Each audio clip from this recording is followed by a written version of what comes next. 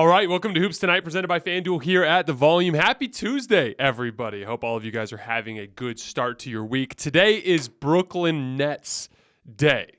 As I said last night, we're going to start, now that we're in this point of the season where we kind of know a lot more about the teams that we're covering, we're really going to hone in on the top 10, 15 or so teams in the league and focus on the winners. The Brooklyn Nets had been winning a lot of games lately, but were desperate for some signature wins, some wins that add legitimacy to their dominance over the bottom of the league.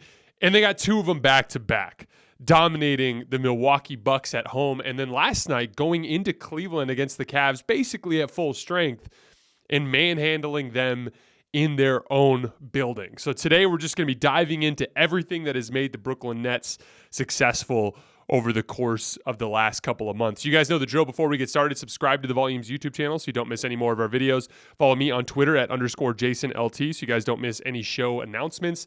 And then last but not least, if for whatever reason you guys miss one of these videos and you can't get back over to YouTube to finish, remember you can find them wherever you get your podcasts under Hoops Tonight. So they beat the Cavs last night, 125-117. Wasn't even really that close. Every time that Cleveland made a run to get it close, the Nets would just smash them again to build the lead back up. At one point, they got it late second quarter. They got it back to like 46-45, and then the Nets immediately went on an 18-2 run, making it look easy to kind of put the game away at that point. KD and Kyrie, again, leading the way, 64 points on 37 shots with 10 assists. KD really has it going from three now. He started the year 32% from three over his first 20 games. He's 45% on 5 attempts per game in his last 13 games, and 52% in his last 6 games. Kyrie's also shooting the laces off, 46% from three on 9 attempts in his last 6 games. But after last night, and really after this last couple months of basketball, you can really see an identity starting to round out for the Brooklyn Nets. I always talk about a basketball identity or basketball character because to me that's what you lean on in a night in, night out basis.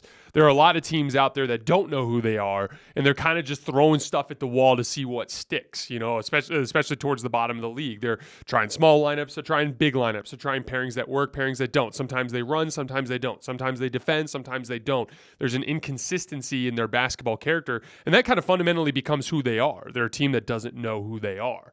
And the teams that do know who they are, they come out and they play the same way every single night. They have a pretty consistent rotation, and the results tend to follow. And it's because they've seen results that come from the way that they play, and so they're bought in and they believe in what they're doing. The Nets have now won 13 out of 14 games, and we're going to do just like we did. We're going to do just like we did with all the other teams that we did these zoom in videos on. We're going to focus on the defensive end and then the offensive end of the floor. We're going to start with defense with the Nets. So on the defensive end, they do a ton of switching.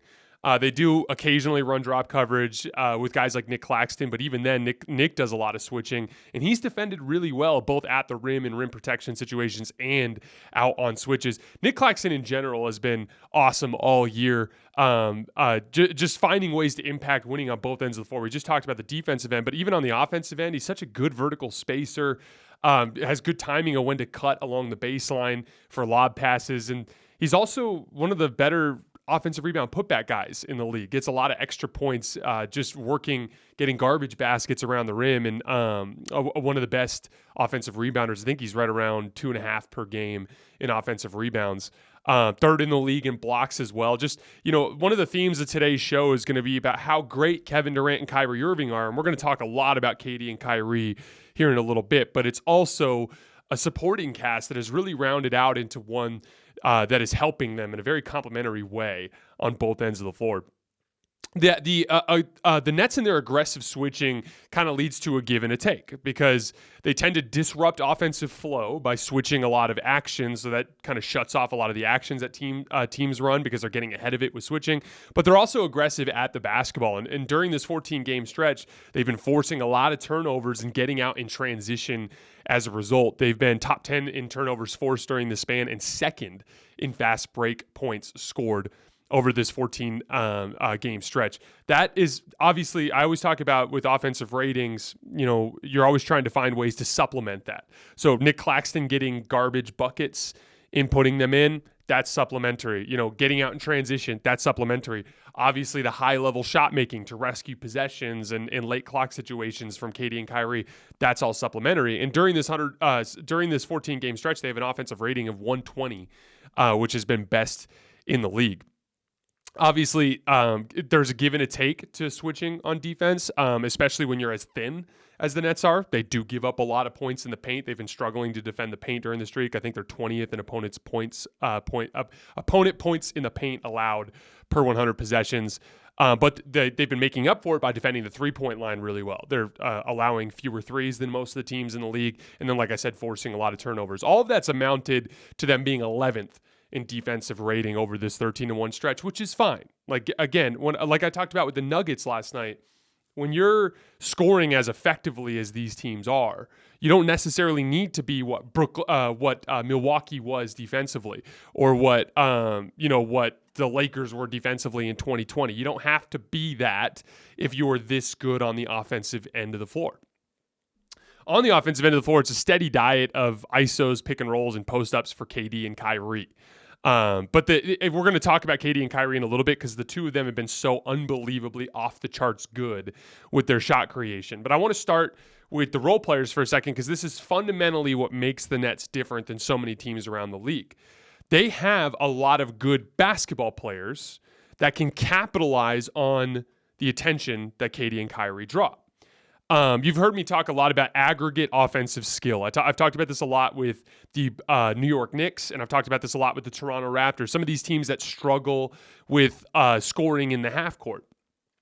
And, sometimes we, especially with the analytics movement, we become so focused on what does a guy shoot on catch and shoot threes and, can he defend? We just, the 3-and-D role player that we always talk about.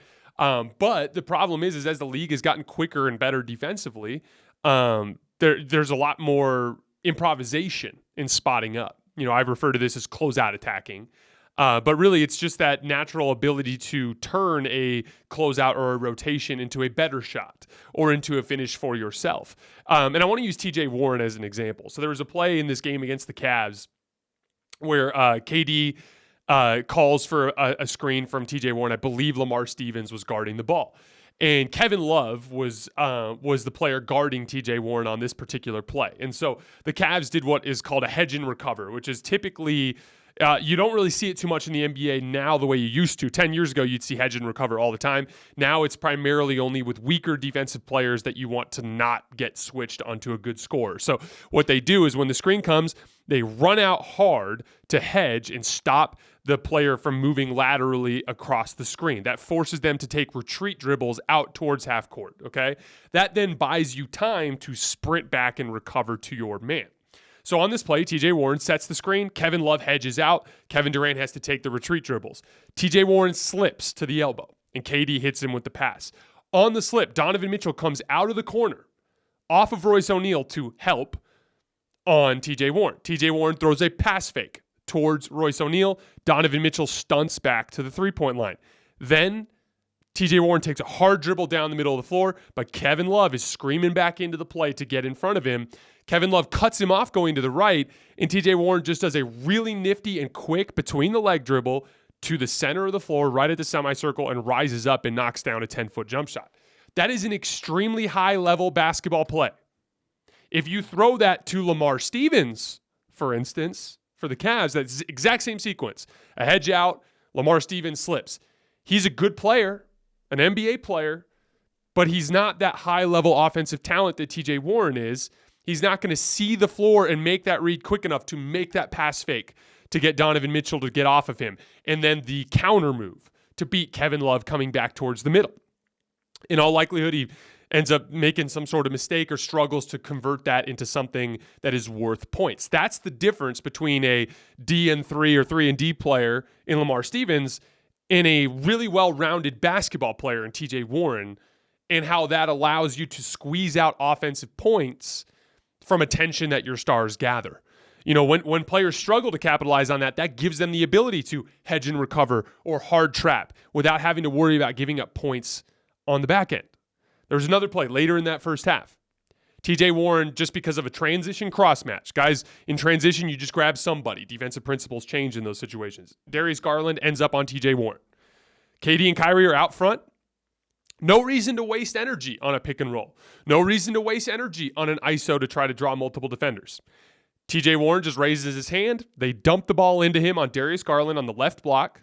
He uses a pound dribble to get a little closer, spins back towards the baseline, pump fakes. Darius Garland leaves his feet, and TJ Warren, who's a gifted scorer, just elevates into Darius Garland's body, draws the contact, and hits a little 10-foot jump shot for the and one. That is an example of matchup attacking from the forward position that we talk about. That is another way to generate offense without having to fatigue your stars. That's the difference between a higher level offensive skilled player and their ability to play alongside stars versus just the traditional 3-and-D concept. And you know, that scoring fluidity, we talked about this a lot on that show. It's kind of just a natural feel. It's hard to explain. Like we've all, any of you guys who've played basketball a great deal, whether it's in college or in high school, you've probably met guys that can shoot the ball well and can do ball handling drills well, but for some reason they lack that like natural feel of when to dribble and when to shoot for the purposes of scoring the basketball. They're just a little too rigid, and when they get out into the improvisation of scoring, they struggle. There's such a natural instinct to good scorers that goes even beyond their actual tangible skill set when it comes to ball handling and shooting to create shots. And TJ Warren, I think, is just a perfect encapsulation of that. That's why I wanted to spend some time there. But as we zoom out, the rest of the roster kind of fits that same mold. Seth Curry, TJ Warren, Royce O'Neal, Ben Simmons, Yuta Watanabe, all of these guys amount to an enormous amount of ball handling, shooting, and passing that are surrounding two of the best shot creators in the world. And that aggregate offensive skill leads to absurdly effective half-court offense. With KD and Kyrie on the floor this year, the Nets are scoring 105 points per 100 half-court possessions. To give you some perspective, Dallas has the best half-court offense in the league at 104 offensive rating. That's how effectively Brooklyn scores with KD and Kyrie on the floor. Overall, regardless of lineup for the whole season, the Nets are third in half-court offense. I wanted to quick touch on a couple of the guys. Royce O'Neal. He cost a first-round pick. With everything that was happening this summer, that was kind of just a throw-in move that a lot of people were confused by. First-round pick. Think about how many times fan bases around the league have been like, that guy's not worth a first. That guy's not worth a first. These two guys aren't worth 2 firsts or whatever it is. We've been dealing with that with the Laker fans for a while, right?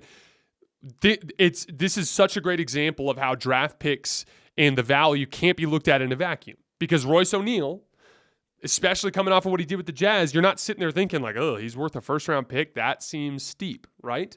But what you're seeing is in a small role with the Nets, alongside 2 superstars, he has been monumentally valuable to everything that Brooklyn does.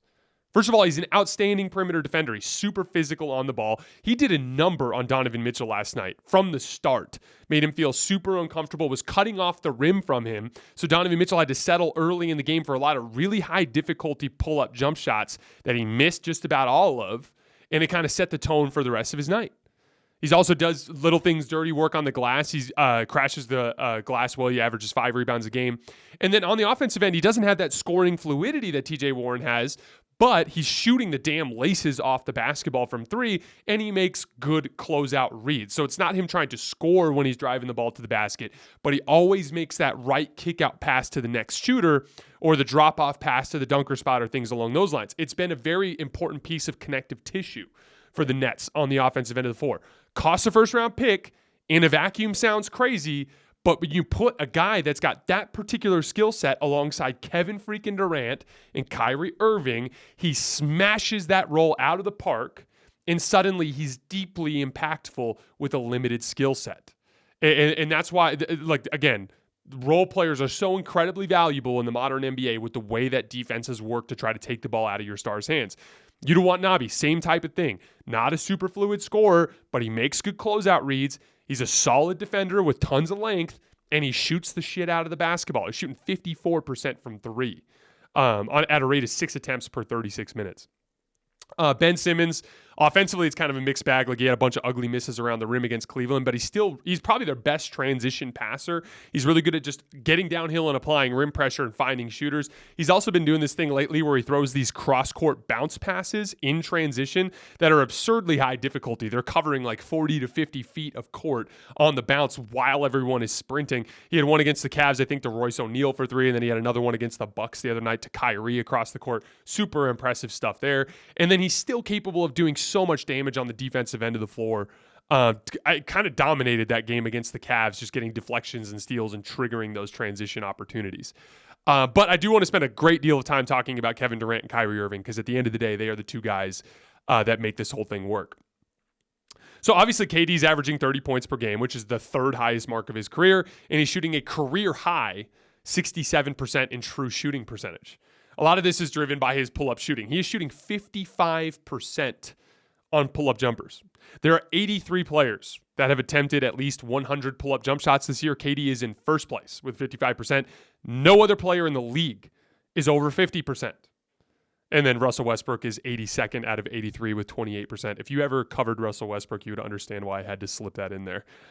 He's in a class by himself. To give you an idea, some other little perspective, Jason Tatum, who's been unbelievably good this year, is shooting 21% worse on pull-up jumpers than Kevin Durant, shooting just 34%. LeBron James, 22% worse, shooting just 33%. So even again, compared to what other pull-up, because a lot of the other pull-up shooters around the league that are good are guards, like little guards. Like, Kevin Durant is outperforming all of them, and then vastly outperforming all of the small forward pull-up shooters that we see in the league. He's in a class by himself as a pull-up shooter. And then he's been outstanding defensively ever since the Nash firing. I received a couple of people reaching out in DMs and messages over the last couple of weeks, talking shit about me saying that the Nash firing was a scapegoat. And I think it's funny because, I never said that that Nash shouldn't be fired. In fact, I recommended that the Nets fire Nash. All I said was they're not playing hard for him, which is a fact. That is an unassailable fact. They were not playing hard for Steve Nash, and then they did play hard for Jacques Vaughn. So, is Jacques Vaughn a better coach than Steve Nash? Maybe. But how the hell would we know when one guy had a scheme that the team bought into and worked hard at, and the other one, they mailed it in? I think they were dead last in defense and second to last in rebounding for the first chunk of the season when Steve Nash was coach. That's just not trying. I don't really know what else to tell you. And but that said, I recommended firing Nash because I thought it would reinvigorate the team under a new voice, and it did. And since that coaching change, they've been outstanding defensively, and Kevin Durant's been one of the best defensive players in the world. And I believe he'll make an all-defense team this year. But what I want to focus on with KD, because we could talk about KD scoring. I've done videos on KD scoring in the past. It's a mix. It's pull-up jump shooting. It's improvisational shooting everywhere on the floor. It's setting up his man for easy shots. He's really good at working off the ball for easy catch and shoot opportunities. Kevin Durant, his efficiency is a product of tough shot making, but also his ability to work hard for easy shots. And we could talk about that all day long, but what we haven't done enough lately, I think in general with the NBA media covering the league, Kevin Durant's passing has become his most underrated skill. And the reason why is because he had a tough series against the Boston Celtics.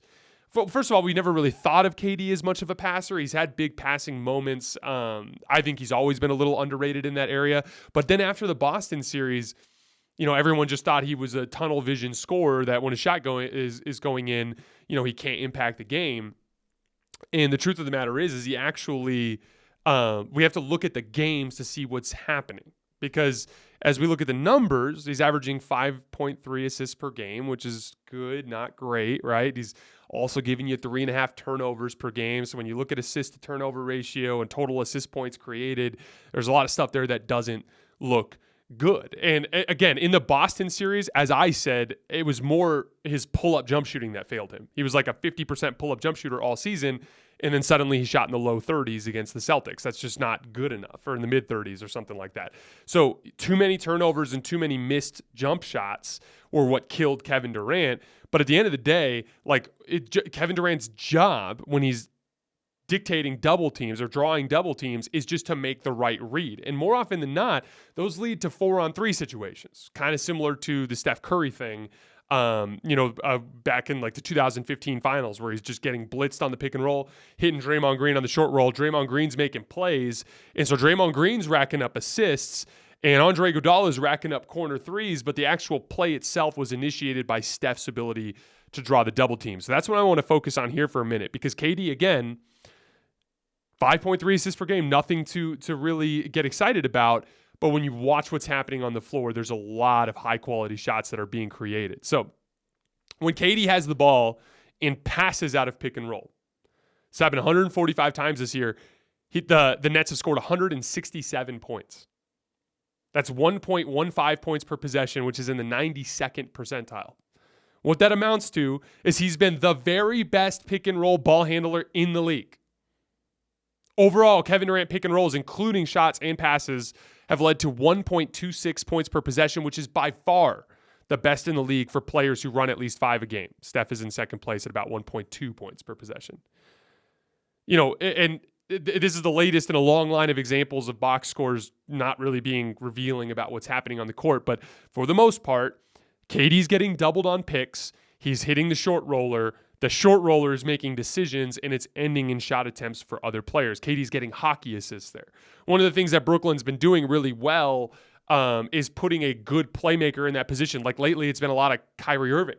Have Kyrie Irving set the screen. We saw this against the Raptors in heavy doses in the fourth quarter the other night, where it's like Kyrie sets a screen, catches the ball in the short roll, gets downhill into the paint, and makes a kick-out pass to Yuta Watanabe in the corner for 3. Like that kind of thing we're seeing a lot. But between KD's playmaking, which has been off the charts, his pick and roll ball handling off the charts, his scoring off the charts, his defense amazing, this year's MVP race is absolutely stacked. Because obviously you've got Jason Tatum, you've got Giannis and Jokic, all guys that have great cases. But I think overall, when I set aside everything and I just focus on who's playing the best basketball in the league this year, with who's been the best player on the best team, the Nets are only 2 games back of the best record in basketball, and an overall value brought to the team, I actually think if the season ended right now today, that Kevin Durant would be my MVP pick. Moving on to Kyrie Irving, obviously he's also scoring the ball really well, 26 points per game, 4th best mark of his career, 60% true shooting, 3rd best mark of his career. He's always been very good in pick and roll, and he's been very good in pick and roll again this year, 1.12 points per possession, including passes, which is in the 89th percentile, 11th in the league among players who run at least 5 per game. So they got 2 of the top 11 pick and roll players in the league, including the best. But he's been the very best ISO player in the league this year. So when Kyrie Irving shoots out of isolation, 1.26 points per possession, which is just completely outrageous. Best in the league among players who attempt at least 3 ISOs per game. DeMar DeRozan is a close second. A big part of this is Kyrie Irving is shooting 64% at the rim. We've always thought about Kyrie as a great rim finisher. But as we look at it, most of the guards in the league are hovering in the mid-50s, right? And then bad rim finishers, guys like Russell Westbrook, they're hovering in the low 50s. And some of the better, like good rim finishers for guards are around 60%. And Kyrie's just completely off the charts in the mid-60s at 64%. That you usually don't see that unless you're dealing with big athletic wings. So as we zoom out, the Nets have the very best pick-and-roll ball handler in the league and the very best isolation player in the league. And each is great at the other. Kyrie's 11th in pick and roll ball handling, at least 5 run per game. KD is 9th in ISOs, points per possession, to run at least 3 a game. So you got, to kind of round it out, you've got 2 of the top 10 shot creators when it comes to just creating shots for teammates or for themselves. You got 2 of the 10 best shot creators in the entire world. And you've got a ton of offensive skills surrounding them, like we talked about earlier, with the likes of Yuta Watanabe, TJ Warren, Royce O'Neal, Seth Curry. We talked about that earlier. All of that amounts to 120 offensive rating in this 13-1 stretch, which is the very best in the league. And then they're committing enough on the defensive end to get enough stops to be a damn good basketball team. And you know how it goes with these win streaks. I always talk about inferior competition. You need that signature win to legitimize it. And, when they lost to Boston, which is their one loss during this 14-game streak, it can be discouraging because that makes you feel like you're not quite to that level. But then these last 2 wins have been really impressive. That's a dominant win over the Bucks and a dominant win on the road over the Cavs. My only concern with this particular team right now is the Boston matchup. specifically Boston's ability to mix up coverages, to switch and force KD and Kyrie to ISO against much better defensive players, or to trap and rotate out of it with just the aggregate athleticism that they have on the floor. They get really physical on the ball. KD and Kyrie last year, as I mentioned earlier, really fell apart with their pull-up shooting. Both of them tanked in pull-up shooting percentage, and then both of them turned the basketball over way too much. So the reality is KD and Kyrie are just going to have to play a lot better against Boston this year than they did last year. They are better. They have better role players around them this year than they did last year, but I think Boston's better than they were last year with the Malcolm Brogdon acquisition, with Jason Tatum's improvements, with Jaylen Brown's improvements, just in general that they are a deeper, they have more continuity than they did last year, and they've learned some valuable lessons from their playoff failures. So that Boston matchup is the one that freaks me out. But if they can somehow get through Boston, I'd like their chances. I wouldn't pick them necessarily, but I'd like their chances against just about any other team in the league. So what does that amount to? It means they have a real chance to win an NBA championship this year, which sounds crazy after everything that happened to begin the season. But I had them 6th in my power rankings to start the year in that, if things go right contender list. And things didn't go right to start the season, but things are starting to go right now. And you're seeing all of that talent on the roster start to materialize into a damn good basketball team. All right, guys, that is all I have for tonight. We will be back on Thursday covering the games from Wednesday night. As always, I appreciate your support, and I will see you guys then.